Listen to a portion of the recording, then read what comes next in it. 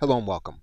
Once you understand how to operate the basics of G.B.T, you will be able to overcome a blank screen when you need to produce content or you need to produce elements in your business that would otherwise be difficult to construct from scratch. At the same time, you must realize ChatGPT's limitations. It does generate incorrect information.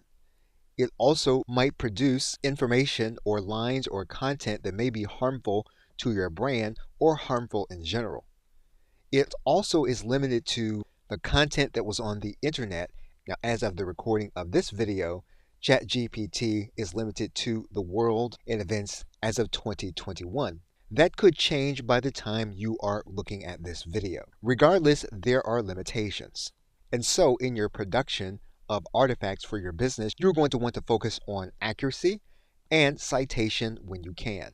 But ChatGPT will help you to overcome a blank screen. And that is what we will do in this course, is to undertake the writing of a sales presentation of an information product that you have created. Now, this will not take the place of a personal sales letter, nor will it take the place of a professional copywriter. What it will do is to help you if you have a blank screen in front of you. And so we will start undertaking this process in the next video and in this course. Okay, so with that, thanks, and I will see you in another video.